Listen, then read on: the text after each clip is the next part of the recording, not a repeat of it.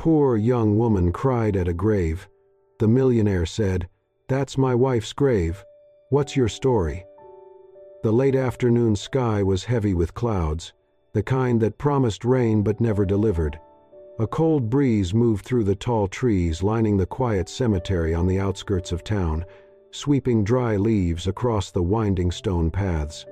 Everything was still, except for the occasional rustle of wind whispering through the bare branches overhead. Elara knelt alone beside a small, unadorned grave.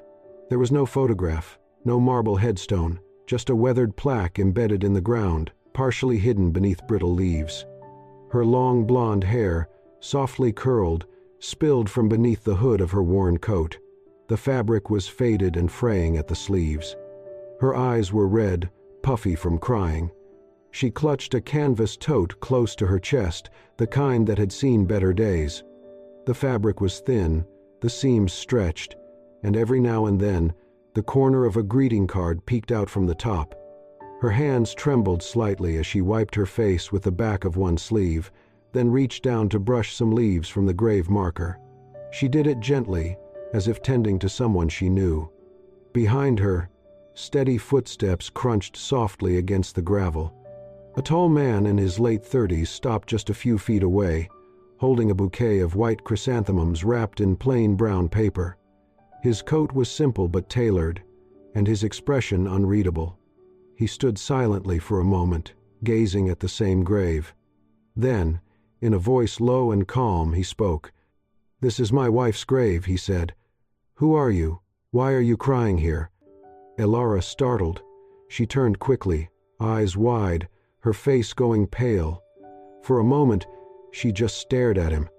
Then she scrambled to her feet, brushing off her knees, her voice faltering with shame and panic. I'm so sorry. I didn't know this belonged to. I wasn't trying to," she swallowed. "I didn't mean to intrude." The man didn't move forward, but lifted one hand in a small, non-threatening gesture. "I'm not angry," he said, his voice steady but kind. "I just want to understand. What brought you here today?" Elara froze for a moment, gripping her bag tighter. The card inside crinkled as her fingers pressed against it. Her gaze dropped to the ground, and for a second, it seemed like she might walk away. But something in the quiet of his tone, or perhaps the stillness with which he waited, made her stop. She slowly lowered herself back down to the ground, her eyes still fixed on the plaque. She let out a long breath. "I didn't come here to cause trouble," she said finally. Her voice was soft, but not weak.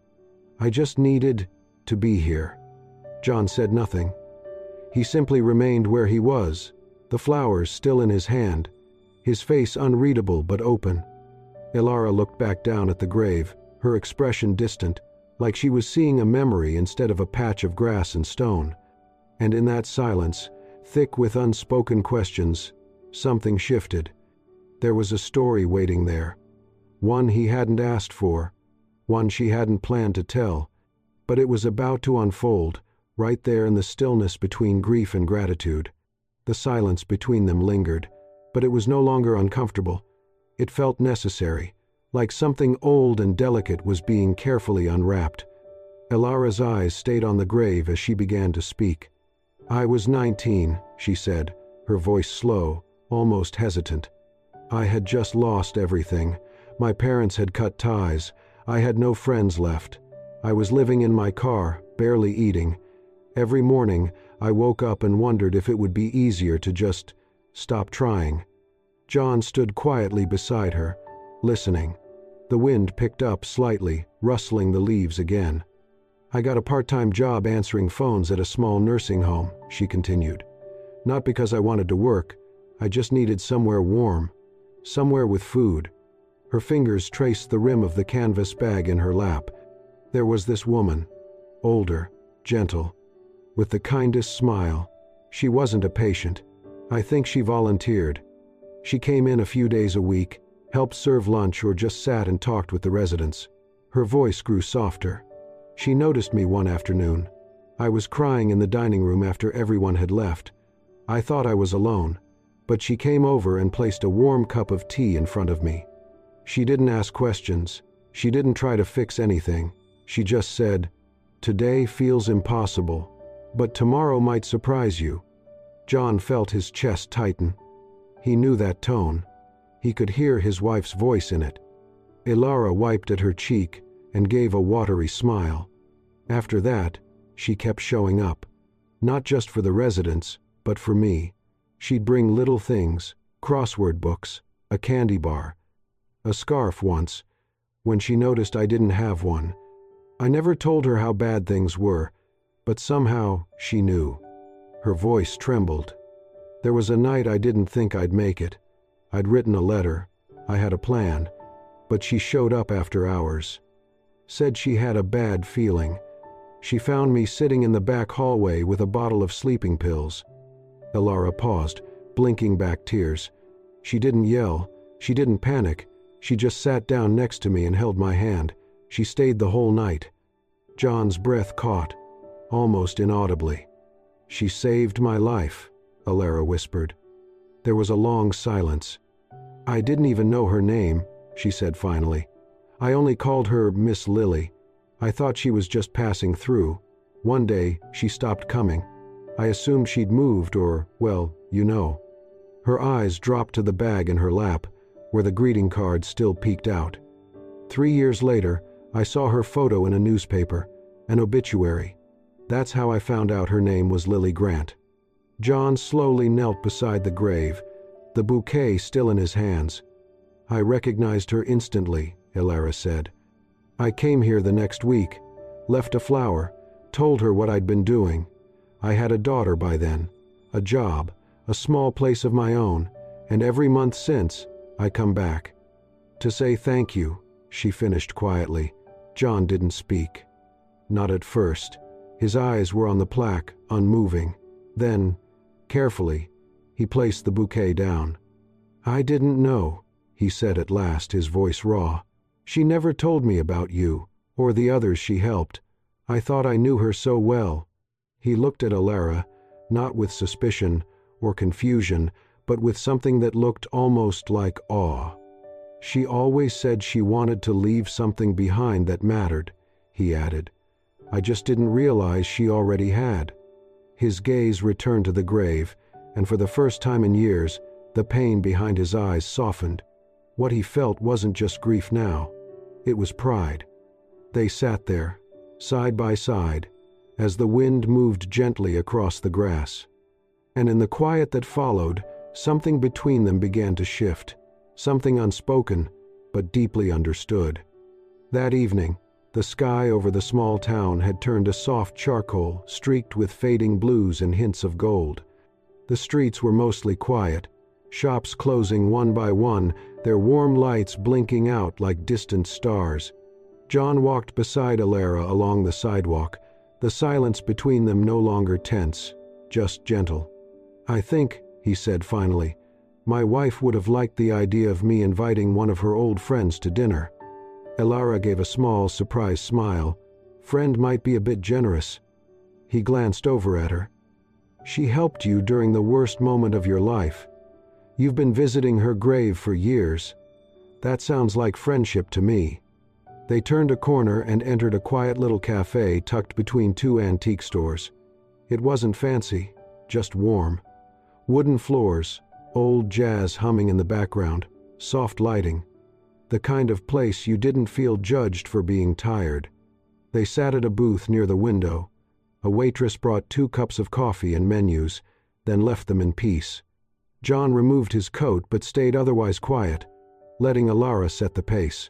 She stirred cream into her coffee absently, her gaze resting somewhere just beyond the window.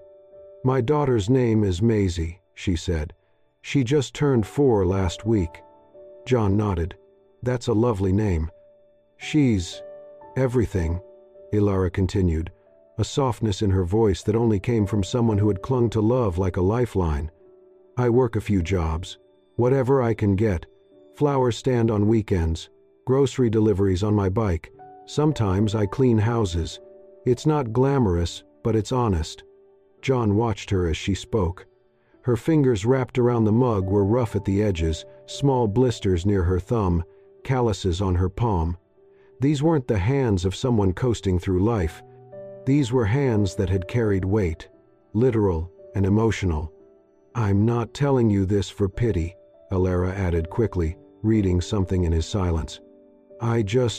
It feels good to talk to someone who knew her, even if you didn't know that version of her." "I appreciate you sharing it," John said. "And I'm not feeling pity, just respect." She blinked, surprised. "I've met a lot of people who talk about hard work," he said. "Very few who live it." There was a pause, during which they both sipped their coffee. John reached into his coat pocket and took out a small, cream-colored business card. He slid it across the table. "I don't know what your life looks like day to day. I won't pretend to understand every struggle, but if you ever need something, anything, you can call me." Alara hesitated, eyeing the card. "It's not charity," John added. "It's not even about me. It's about her. She gave you a second chance once. I think she'd want me to offer the same." Alara picked up the card with careful fingers. "Thank you," she said softly. "I don't take help lightly." "I can tell," he replied. They left the cafe a short while later. The night had grown colder, and Alara pulled her coat tighter as they stepped outside. "I should head home," she said. "Maisie's with my neighbor tonight. I don't like to stay out too long." John nodded. "Of course. Thank you for the conversation." As she turned to go, she paused and looked back. "You said earlier that you didn't know your wife did those things for others. Maybe she didn't tell you because it wasn't about her. Maybe she just wanted people to feel seen. That was enough for her." John didn't reply. He simply watched as Alara disappeared down the street, her silhouette eventually swallowed by shadow and streetlight. He slipped his hands into his coat pockets and looked up at the night sky, thinking of Lily, of kindness unspoken, and of strangers who carried pieces of the people we've lost. For the first time in years, the evening didn't feel so heavy. The winter wind howled louder than usual that night. In the cramped back seat of her aging sedan, Alara held Maisie close, wrapping the little girl in every layer she had. The engine was off, gas was too expensive to waste, and her own coat, thin and fraying, barely held back the cold. Frost clung to the windows, her breath came in shallow clouds. Maisie shifted in her sleep, murmuring something about a pink blanket and cupcakes. Alara kissed her forehead, trying not to let her teeth chatter. She had tried everything, called friends, begged the landlord to give her one more week, but the building had been sold without warning, and the new owner had cleared out every tenant who could not pay up front. Alara had never wanted to be here. Not again. She looked down at her phone, her fingers stiff from the cold, hovering over one name in her contacts. John Grant. She hesitated. It had been weeks since that morning at the cafe. They had not spoken since. He had offered help, yes, but did he really mean it? She looked at Maisie again, her little face pale, lips dry. Alara swallowed her pride and pressed the call button. It rang once, twice. "Hello?" His voice was groggy. He had been sleeping, but alert. "It's me," Alara said, barely holding it together. I'm sorry. I didn't know who else to call." A pause. Then, "Where are you?" 30 minutes later, headlights cut through the dark side street. John pulled up behind her car, stepped out into the icy wind without a coat. He walked straight to the driver's side and gently tapped the window. Alara rolled it down halfway. "I'm sorry," she whispered again, ashamed of every moment leading to this one. John didn't answer with words. He just opened the door, reached into the back seat, and lifted Maisie into his arms like she was made of glass. The child stirred, blinking up at him before snuggling into his chest. Then he turned to Alara, draping his long wool coat over her shoulders before guiding her toward his vehicle. By the time they reached his home, a quiet property on the edge of town, surrounded by pine trees and silence, Maisie was asleep again. John led them past the main house to a small guest cottage in the back. It was separate, cozy, warm. The lights flickered on gently as he opened the door. "There's heat, hot water, food in the fridge," he said softly. "You can stay here as long as you need." Ilara stood in the doorway, blinking back tears she didn't want to shed. "You don't even know me," she said. "You don't have to do this." John looked at her, really looked at her. "I know enough," he said. "And I know Lily would have done the same." He nodded toward the small bedroom. "Go, get her warm. I'll bring some blankets." Ilara gave Maisie a warm bath, letting the hot water melt the chill from her little fingers. She dressed her in a pair of soft pajamas she found folded on the dresser, exactly her size. When she stepped back into the bedroom, something stopped her cold. A new teddy bear, with a bow the color of strawberry cream, sat waiting on the pillow. Tucked under its arm was a small note, "For when you miss the sun." And just above the bed, outside the small window, a wind chime swayed gently in the night breeze. It was simple, wooden, with silver accents, but when it moved, it gave off a soft, warm sound. Ilara stared at it for a moment, recognizing it from a photo she had once seen in the newspaper, a tribute piece about John's late wife. It had been her favorite. John didn't say a word about it. He simply returned a few minutes later with hot tea and an extra pair of socks for Ilara. She took them in silence, hands trembling, not from cold now, but from something heavier.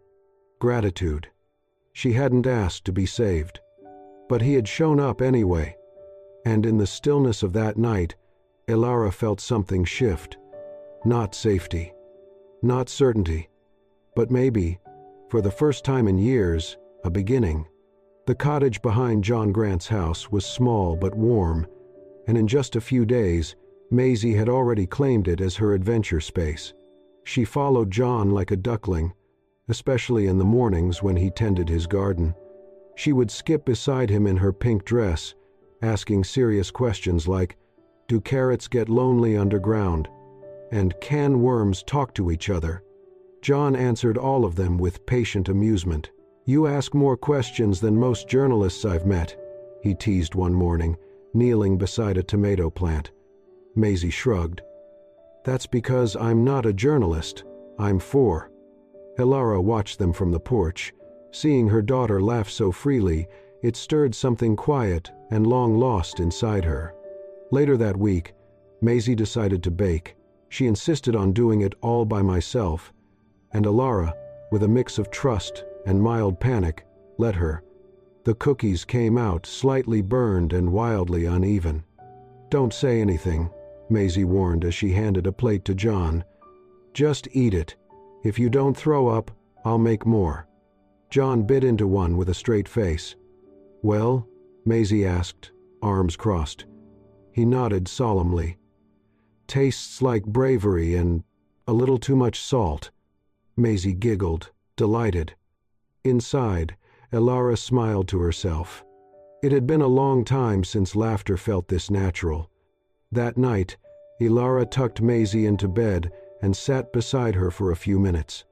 "You like being here?" she asked softly. Maisie nodded under the blanket. "Mr. John listens. Grown-ups don't usually listen." Ilara brushed a curl from her daughter's cheek. "Yeah, he really does." A few days later, while Maisie was napping on the couch with a storybook half open on her chest, Ilara turned to John. "I've been looking at places to rent," she said. "I think we'll move out soon. I don't want to impose." John looked at her carefully, then shook his head. "You're not imposing." Still, she hesitated. "This was never meant to be permanent. I don't want to make things complicated." He paused for a moment, then said, "What if I offered you a job?" She blinked. "Sorry." "At the foundation," he continued. "Lily's foundation. I need someone to manage outreach, coordinate events, respond to requests. You understand these people. You've lived what they're going through." Ilara was quiet. "But I don't have a degree in anything. I'm not official." "You're real," he replied. That matters more." He didn't say it with pity, just calm belief. After a long beat, she nodded. "Okay, I'd like that."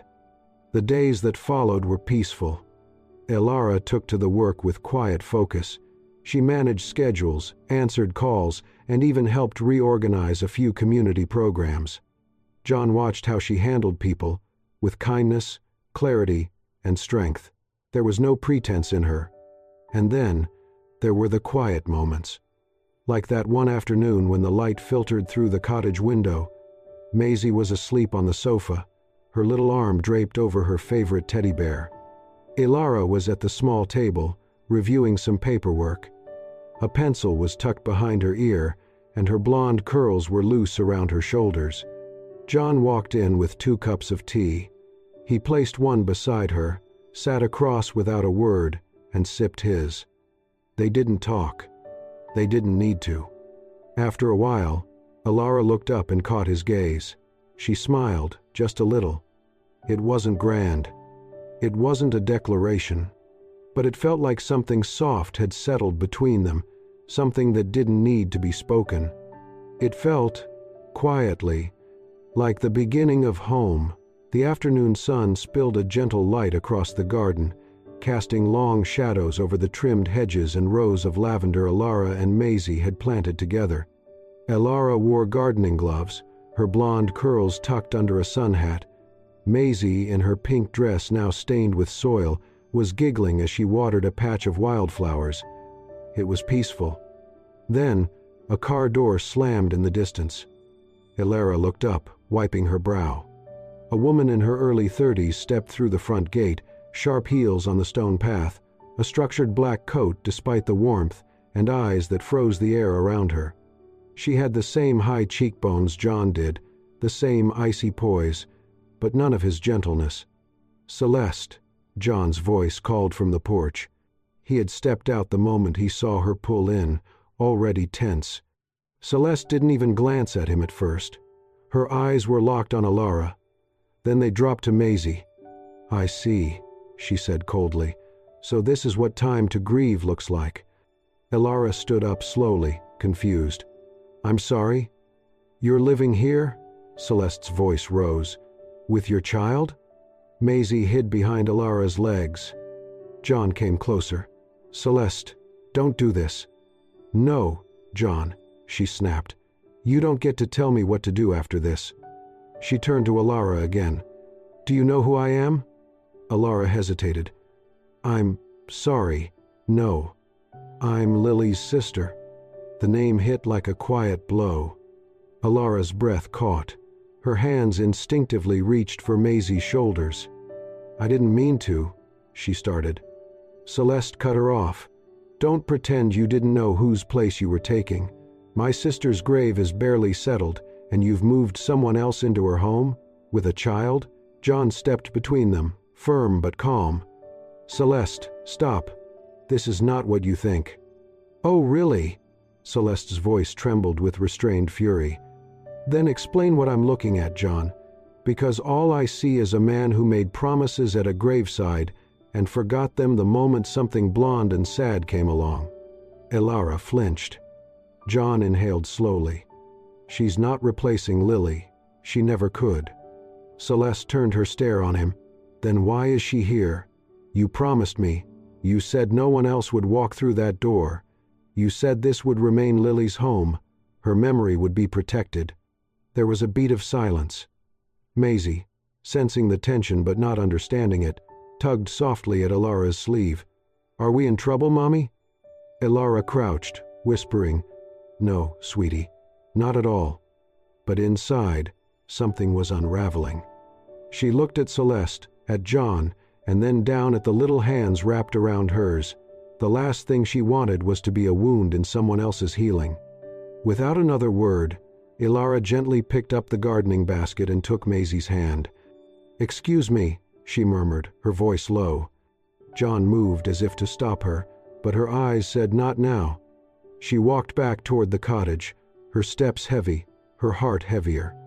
Later that evening, the sun dipped low, casting long orange streaks through the windows.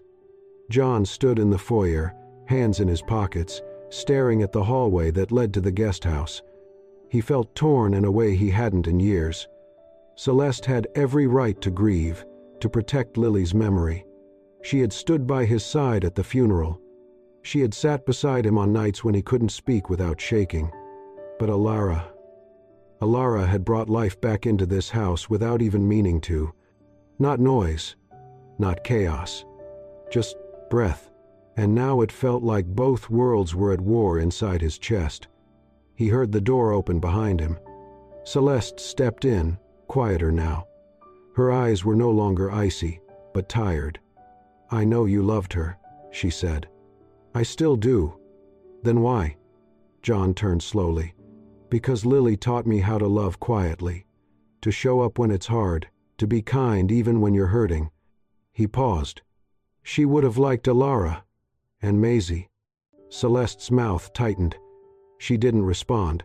She only whispered, "Then you'll have to choose what memory you want to live in." And with that, she left, leaving John standing alone, surrounded by silence, with two worlds pulling at his heart, and a woman in the garden who never asked for any of it, yet somehow held everything together. The house was silent, but it wasn't the peaceful kind of silence. It was hollow.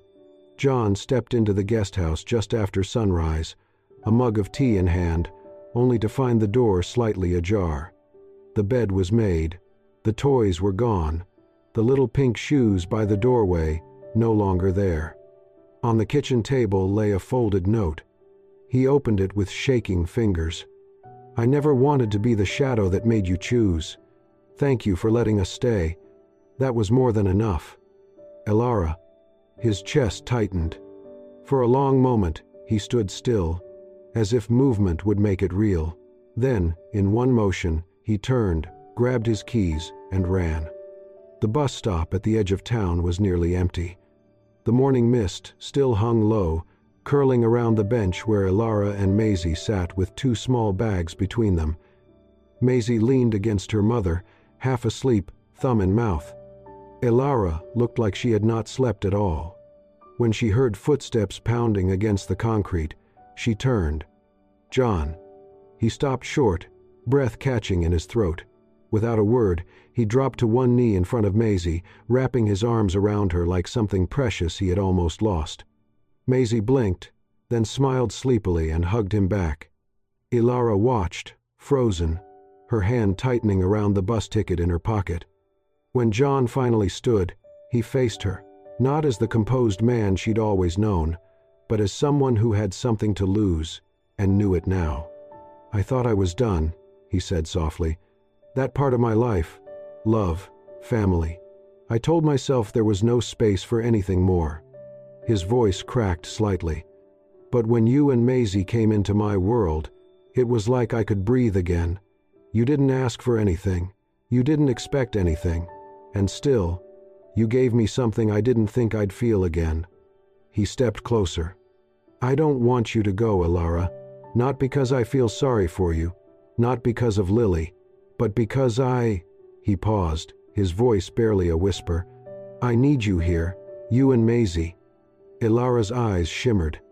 She opened her mouth, but no words came, just breath. And in that moment, she realized what she had been waiting for. All her life wasn't a man to rescue her, but someone brave enough to choose her, fully and without hesitation. Maisie tugged on her sleeve. "Mommy, can we go back home now?" Alara looked at John. "Home." She nodded, her voice finally returning. "Yes, baby, we can." That afternoon, John made a phone call. When Celeste answered, he didn't flinch. "I need you to come with me," he said simply. To his surprise, she agreed. He didn't take her to the house. He took her to the cemetery. The sky was gray again, just like the day he first met Alara. They stood in front of Lily's grave, Alara, Maisie, John, and Celeste. John placed a fresh bouquet of lilies down. Then he stepped back, took Alara's hand in his, and said aloud, "If you're still watching, Lily, I want you to know something." His voice was steady now. "I didn't forget you. I never could. But I think You would have wanted me to keep living. And this, he gestured to Alara and Maisie, this feels like living again.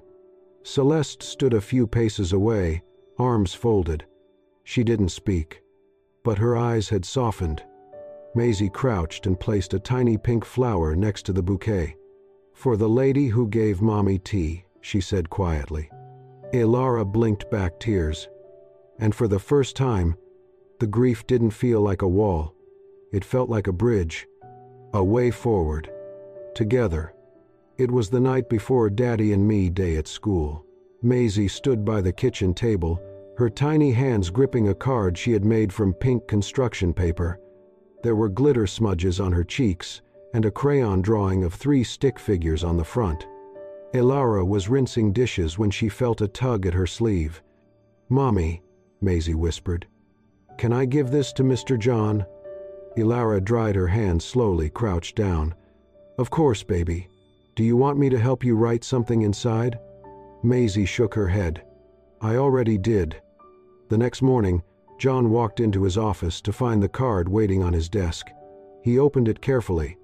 Inside, in crooked letters, was written, "Dear Mr. John, if you can't come to Daddy and Me Day, I'll just tell my friends that my dad is a superhero and too busy saving the world. But if you do come, then I don't have to lie anymore. Love, Maisie." John's throat tightened. He read it twice, once with surprise, once with something deeper. Then he placed the card gently on his desk and reached for his suit jacket. When John walked into the school gym later that day, he wore a charcoal gray suit, and on his lapel was a small pink button. Maisie had given it to him that morning, saying, "You have to wear it. It's our team color." Her eyes lit up the moment she saw him across the room. She ran straight into his arms, nearly knocking him off balance. "You came," she beamed. "I wouldn't miss it," he smiled. They joined a circle of kids and parents sitting on colorful rugs. The teacher began asking the children to share something about their dads or their dad for the day. When it was Maisie's turn, she stood up, smoothed her dress, and held John's hand tightly. "My daddy," she said proudly, "helps my mommy believe in love again." The room went silent. Some parents smiled. A few wiped their eyes. John looked at Alara, who stood just inside the doorway. Her hand covered her heart. She smiled, tears quietly slipping down her cheeks. That evening, the sky burned gold as the sun dipped behind the hills. John, Alara, and Maisie sat together on the front porch of the guest house that no longer felt temporary. The wind carried a cool breeze, rustling the wind chime gently hanging by the door, Lily's favorite. Maisie held a plate of lumpy, slightly overbaked cookies. "These are special," she announced. "One for each of us, but mine has the most chocolate chips." John chuckled. "That sounds fair." He reached for a cookie and handed one to Alara. They sat quietly, watching Maisie chase fireflies barefoot in the yard. Then, Alara reached over and took John's hand. Her voice was soft. "I know some wounds never go away, but sometimes someone's hand is warm enough to help you live with them." John turned toward her, his thumb brushing gently over her knuckles. He didn't speak, but his silence was full of everything he didn't need to say. Inside the house, above the mantel, hung a framed drawing in bright crayon colors. 3 figures stood beneath the sun, holding hands. One was tall with glasses, one had long yellow hair, and one wore a pink dress. Beneath it, in clumsy but determined handwriting, it read, "We didn't find family, we became one."